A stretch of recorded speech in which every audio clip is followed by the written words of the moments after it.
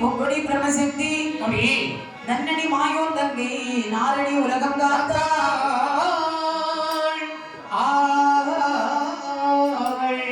உமையால் தான வேதமும் தானாய் நின்று தன்னோட புகழை நாவால் சாற்றுவேன் தரணி மீது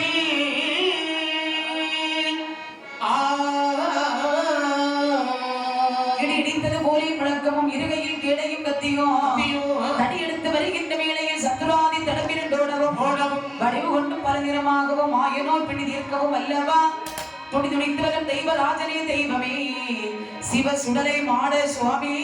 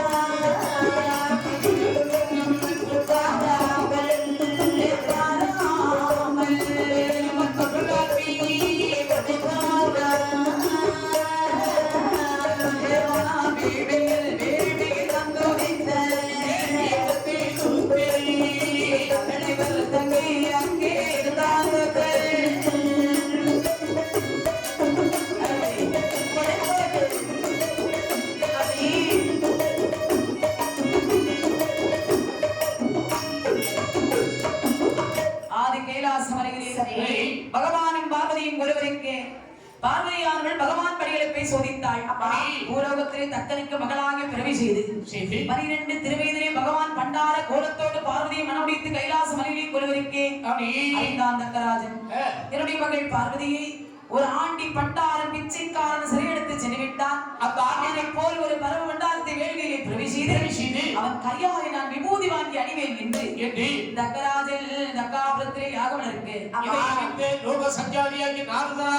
கைலாசம் வருகின்றார். அடிவணங்கி வந்து நின்று நாரதனோ சிந்தையே சொல்வார்.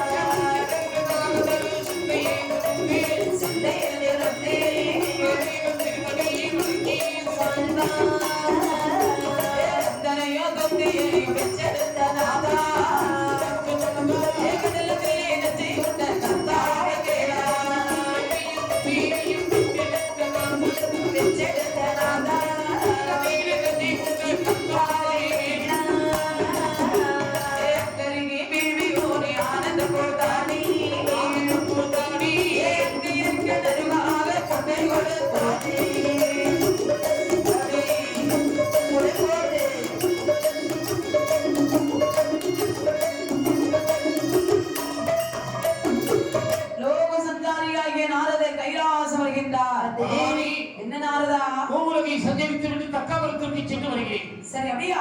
தக்கராஜ நாரதன் ஒரு யாகத்தை நடத்துகின்றார். எதற்காக இந்த யாகத்தை நடத்துகின்றார் என்று கேட்டபோது சரி அவருடைய மகளை கடத்தி சென்ற ஆண்டி பண்டாரத்தை அழிக்க வேண்டும், அவரை போல ஒரு பண்டாரத்தை பிறவி செய்து அவருடைய கையால் விபூதி வாங்கி வேதியெங்கும் அணிய வேண்டும் என்று வசையாக பேசினார் சுவாமி. நாரதர் கோல் போட்டும் போது அருகில் இருந்தாலே ஆதிபராசக்தி பார்வதியானவள் பகவானை பார்த்து சொன்னார். அடிதொழுது என்னமா சொல்கின்றாள்? பகவானே நாரதவாள்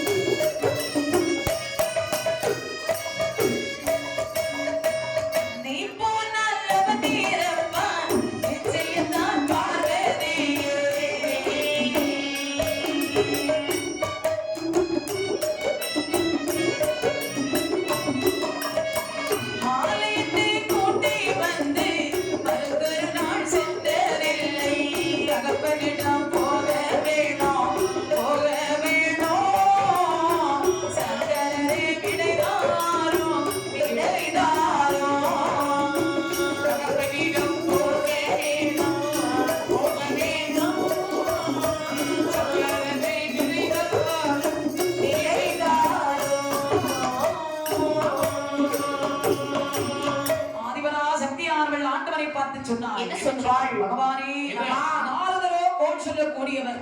கோல் சொல்லி நம்முடைய குடும்பத்தை பிரித்து விடுவார். தக்க சிவனுக்கு விரோதியே கிடையாது.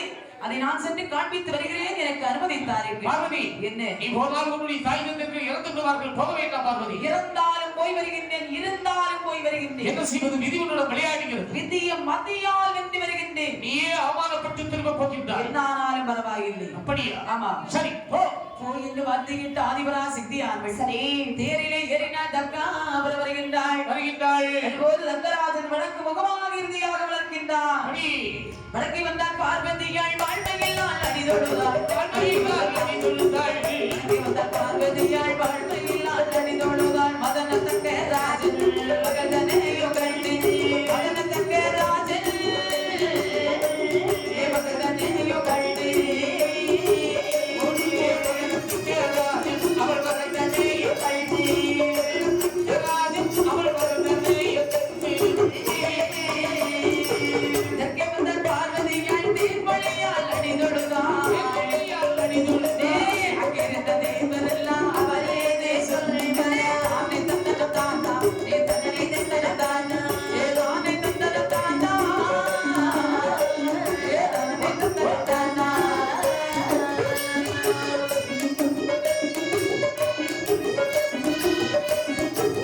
போய் போடு அப்படி போடு.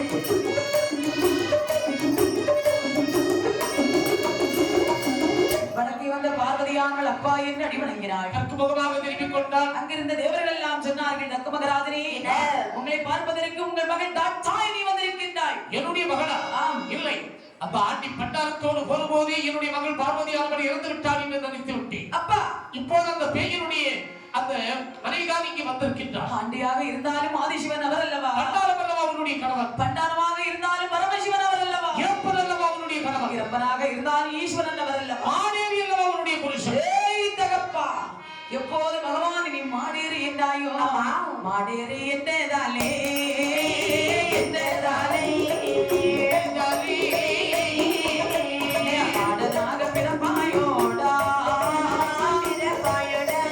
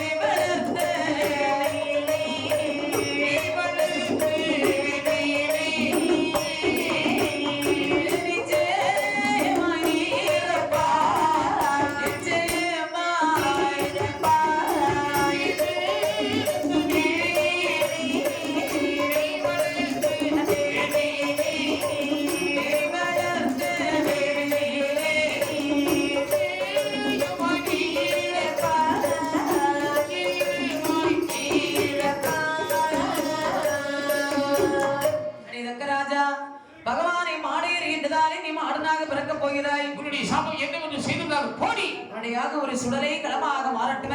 இனிமேல் ஒரு கணம் இருந்தால் உன்னை இந்த வேலையை போட்டு எரித்து விடுவேன். சாபத்தை கொண்டு ஆதிபரா சக்தியானவள் கைலாச வரையில் வந்து ஆண்டவனை அடிபணிந்து சொன்னாள். என்ன சொன்னாள்? பகவானே, என்ன பாசத்திற்காக சென்றேன், பலனை அனுபவித்து வந்திருக்கிறேன், என்னை ஏற்றுக்கொள்ளுங்கள். உன்னை ஏற்றுக்கொள்ள முடியாது சுவாமி. என்னுடைய உடலில் சரிவாதி தந்த பிறகு நீ என்னை இப்படி சோதித்து விட்டு உன்னுடைய தந்தை பார்க்க சென்று விட்டு இப்போது வந்திருக்கிறாய். இதனால் தான் உன்னை நான் போக வேண்டாம் என்று சொன்னேன். வளர்த்த வேள்வியிலே அவரை விழுந்து சாக வேண்டும், தலையார்ந்து கொண்டு விடுங்கள். உடனே பகவானுக்கு கடு கோபம் உண்டாகி சரி அவருடைய மேனியெல்லாம் வியறையால் கொட்டியது. அப்பா, அந்த வியரை வாரி நிலத்திலே விட்டெறிந்த போது வியர்வையாண்டு கருவுருவாக திரண்டு வியர்வை புத்திரன் வந்து உரைக்கின்றார். அவனுடைய தோற்றம் எப்படிமா இருக்கிறது? பத்திந்தலை இளவரகையமா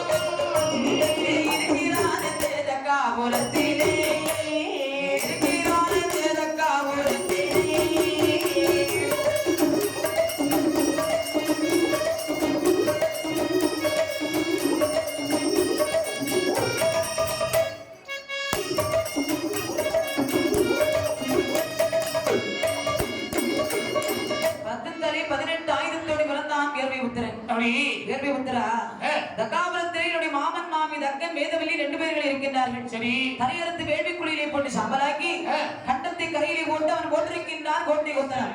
எல்லாம் அடித்து நொறுக்கி தரைமட்டமாக்கி தம்பட்டத்தை தகலோசி முழக்கிவான். இதோ சென்று வருகின்றேன். அந்த வார்த்தை கேட்டு வேர்வை புத்திரனானவன் சாடினான் ஓடினான். தக்கா அவன் வருகின்றான். ஆவாய் ஓடினான். ஏய் தக்கராஜா, யாரா என்னை தக்கராஜா என்று அழைக்கக்கூடியது?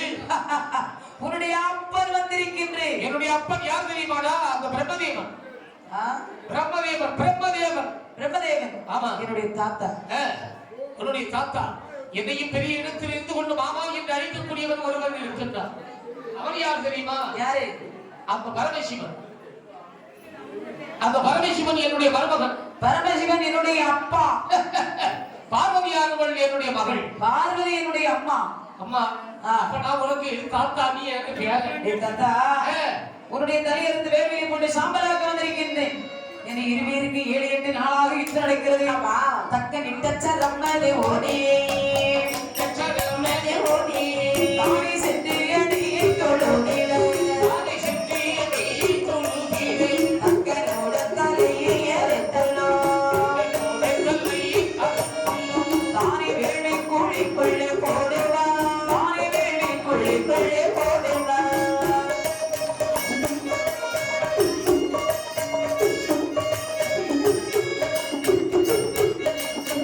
வேதவல்லி தலையை அரைத்தல்லோ வினய வேள்வி குழிக்குள்ளே போடுவான். தக்கன் பட்டான் என்று சொல்லியே தம்பட்ட ஓசை தானே முழங்குவான். தம்பட்ட ஓசை தானே முழங்குவான்.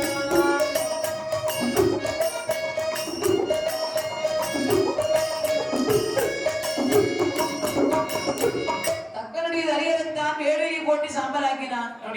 வேதவல்லி தலையெழுத்தான் வேள்வியை போட்டு சாம்பலாக்கினான். 2 பேர்கள் கண்டம் கரையில இருக்கு. அவன் ஓட்டுத்தானே கோட்டை கொத்தலாம் எல்லாம் அடித்து நொறுக்கினான். தம்பட்டத்தை எடுத்து தமிழோசை முழங்குகிறான். இந்த தம்பட்டத்தில் ஓசையானது யாருடைய காதலமாக இருக்கிறது? ஆதிபராசக்தி காதலை கேட்டு ஆண்டவரை பார்த்து சொன்னார். என்ன? தகாவலத்திலே தாயும் தந்தையும் இறந்து விட்டார்கள் என்று ஆகாசத்தில் வெற்றிச்சக்கை கேட்கின்றது. இறந்த பணிகளத்தை பார்த்து வருவோம் சுவாமி என்று இருவரும் புறப்பட்டு இங்கே வருகின்றார்கள். காளி வாகனத்தில் ஆரோகணம் செய்து தக்காபுரம் வருகின்றார்கள். பார்க்கக்கூடிய வேளையிலே அந்த நிலைமை எப்படி இருக்கிறது? ஆனந்த களம்போலே அலறிவிட்ட உதிரமதை ஆடுகின்ற தகப்பனோட பிறந்தலையை கண்டாடியே கட்டியிலே விழுந்து விழுந்து அழுகிறாள் ஆதிபராசக்தி. அப்பா, கொட்டும் வெள்ளம் ரத்தத்திலே தகப்பனையும் கண்டு கொண்டாள். கொட்டும் வெள்ளம் ரத்தத்திலே தகப்பனையும் கண்டு கொண்டாள். என் தகப்பா தம்பராயா தீரோ வேள்வியிலே அந்த வேள்வியிலே தீரோ வேள்வியிலே வெள்ளம் ரத்தத்திலே தகப்பனையும் கண்டு கொண்டாள். வெள்ளம் ரத்தத்திலே தகப்பனையும் கண்டு கொண்டாள்.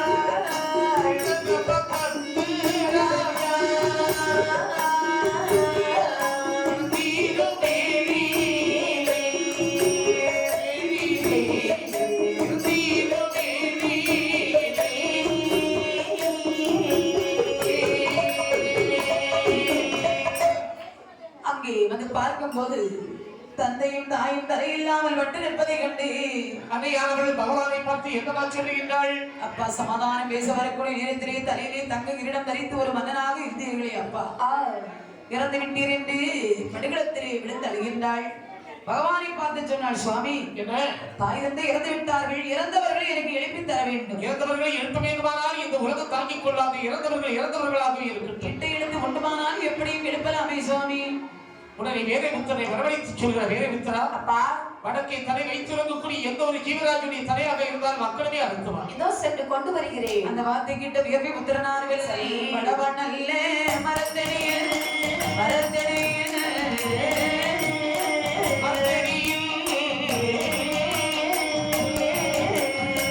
வந்து சுற்றி பார்க்கும் போதே பார்க்கும் போதே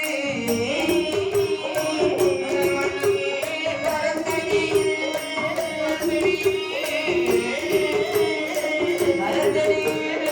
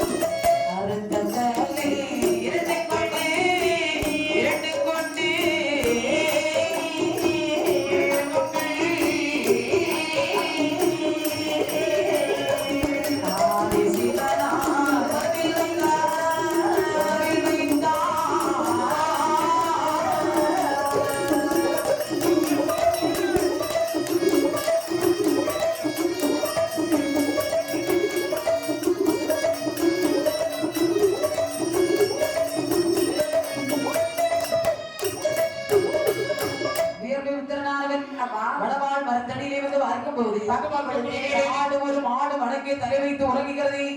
மாட்டினுடைய தலையறுத்தான், ஆட்டினுடைய தலையறுத்தான். இரண்டு தலை கொண்டு வந்து பகவான் முன்பாக வைத்து விட்டு பகவான் சொல்கிறார், சுவாமி நீங்கள் கேட்ட பிரகாரம் நீங்கள் தலை கொண்டு வந்திருக்கிறீர்கள். மாட்டு தலையை கண்டவுடனே மகாதேவர் சந்தோஷப்பட்டார். தலை எதுக்காண்ட சிவன் முதலாடு தானே சிவனாரே துணை சொல்வார் தலையதை ஒன்றே எடுத்து மனமுள்ள தங்களோட கழுத்திலே வைத்தார். தலையதை ஒன்றே எடுத்து உள்ள வேதவெள்ளி கழுத்திலே வைத்தார். மாட்டு தலையோடு கொம்போடு செவியோ தலைபோல் வருவது யாரோ என்றார். தலையோடு கொம்போடு செவியோ அதோ வருவது யாரோ என்றார். வாடி வாடா போடா என்றார். மண்டலத்து தெய்வாரே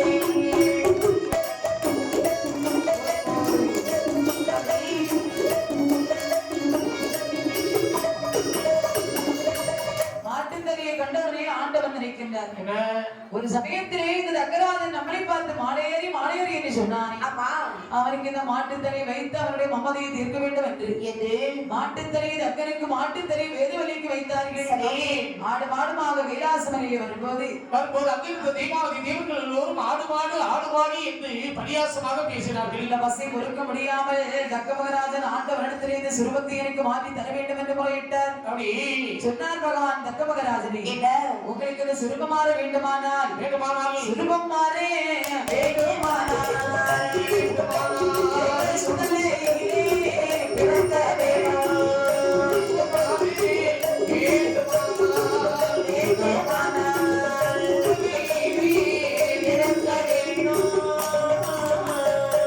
யாரை சுட்ட சுடலையிலே அடித்து பிறக்க வேணால்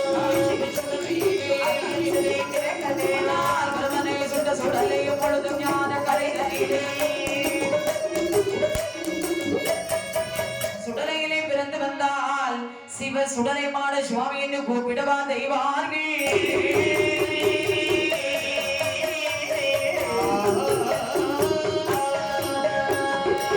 உங்களுக்கு சுரூபம் மாற வேண்டுமானால் நீங்கள் சுடலையிலே பிறக்க வேண்டும். யாரை சுட்ட சுடலையிலே பிறந்து வேண்டும் பகவானே? முன்னால் பிரம்மனை சுட்ட சுடலை, பொழுது மையானக்கரை ஞானகரை இடுகாட்டிலே நான் சுடலை களமதிலே பிறந்து வந்தால் சுரூபம் மாறி பூலோகத்தில் உள்ளவர்கள் எல்லோரும் உங்களை சிவ சுடலைமான சுவாமி என்று கையெடுத்து வணங்குவார்கள். ஆண்டவன் சிவ சுடலைமான சுவாமியோடு 21 மாணன்மார்களை பிறவி செய்ய வேண்டும் என்று பகவான் தேவர்களை வரவழைத்தார். அறிவில்லாதவாறே மாணன்மாரை பிறவி செய்ய எங்களாலே மாணன்மாரை பிறவி செய்ய கூடாது. மாணன்மாரை பிறவி செய்ய மாணன்மாரை பிறவி செய்ய கூடாது. முருகம்பல் மண்டலையில் ஒரு சாமி வரவேணும், சாமி வரவேணும். ஒரு சுவாமி தன்னையுமே கொண்டு வந்தார் கையிலே.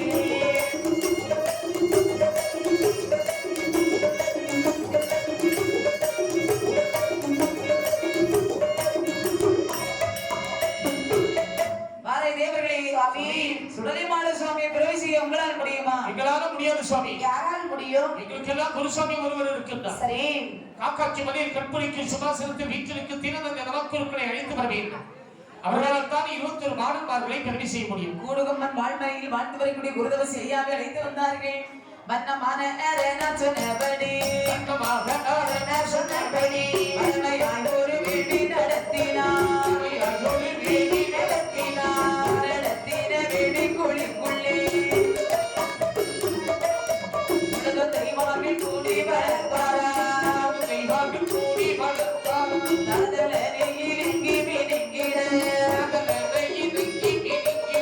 சடையாமல் சிவன் வந்து சேவிக்க சேவித்த ஒரு ஆனது தண்ணிலே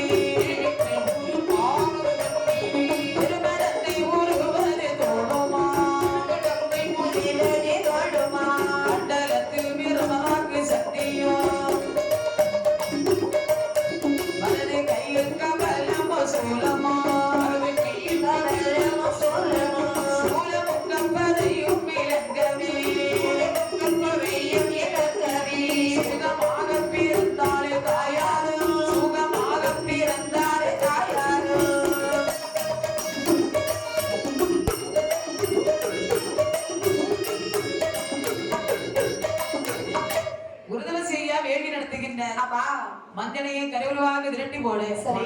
மஞ்சனையாந்து கருவுருவாக திரட்டி ஏழு சக்திக்கு இளைய சக்தி ஏற்றலையால் பிரம்மசக்தி அம்மை உறந்தாள் அப்படி மாடனுக்கு தாயாக பிரம்மபீடத்திலே பிரம்மசக்தி அம்மாவை அமர வைத்து விட்டு 21 மாடன்மார்களை பிரவி செய்ய வேண்டும் என்று பச்சரிசியும் சர்க்கரையும் விட்டு பரபரன ஒரு வயதிட்டுவார் ஒரு வயதிட்டுவார் ஒரு கொண்டது கடுகது போலவே புத்தி வெள்ளக்கிடத்து துடைக்குமா அரை கொண்டது நெல்லிக்காய் போலவே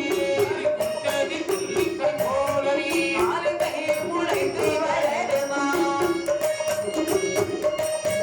பத்த சட்டையும் புல்லாவு தொப்பியும் அண்ட கோடாலி கையிலே தோடுமா அண்ட கோடாலி கையிலே தோடுமா கோடாலி கையிலே தோடுமா கோடாலி கையிலே தோடுமா பச்சரிசியும் சர்க்கரையும் கருவுருவாக திரட்டி 21 உருவடித்து அந்த வேள்விக்குழியிலே போட சரி. உருவாந்து கடுகு போல் நொடித்து அதன் பிறகு நெல்லிக்காய் வடிவில் அப்படி உருவது துடித்து அங்கே எருவிச்ச கனியாக உருவாந்து திரண்டு ஒரு மாங்காய் வடிவில் அப்படி உருவானது வளர்ந்து கொண்ட தேங்காய் பண்ணி உருவாந்து வளர்ந்து அங்கு முதலாக யாரும் வளர்ந்து வருகின்றார்கள் யாரு கையில் நாம் பதத்தடி போல் வளர்ந்து அப்படி தோன்றி நின்றான் சுடலை மாடனும் இந்த சூழலை உரிய கண்கள வட்டியும் போலவே ஆவி சுடலை மாடனும் ஆவி சூழலை அவன் தம்பி சுடலை மொய்டனும் அவன் தம்பி சுடலை மொய்டனும் தம்பி சூழலை தம்பி சூழலை பண்டி மாடன் பல வேசக்காரனும் தம்பி மாதக்கல்ல வீசக்காரன் பாரழகன் குளி தோண்டி மாடனும் குழி தாண்டி சிவன பேரை சூழலை மாடனும் சிவந்த பிள்ளை ஊசி காட்டு மாடனும் பிள்ளை ஊசி காட்டு மாடனும் ஆக மாடன் ஆகமாதன் இனி அவனை தன்னில் பிறந்த பொழுதிலே வாரிலே இவர் தன்னை அழைத்தில குருசுவாமி பஞ்சாசரமிட்டு ஓதுவாரி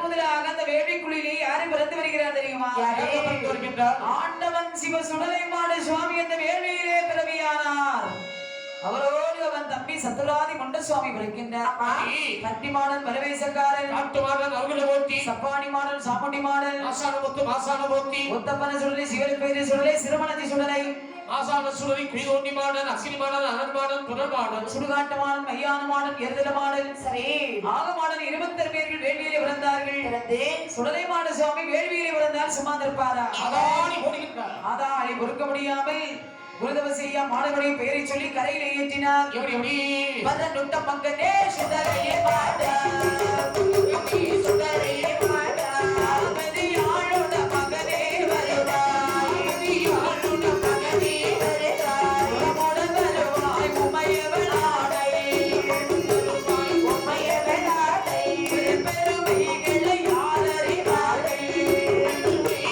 யாரறிவார்கள் அறிவே நறிவே சுடலை மாடா சுடலை மாடா உள்ள மீதா வெளியிலே வருவாய்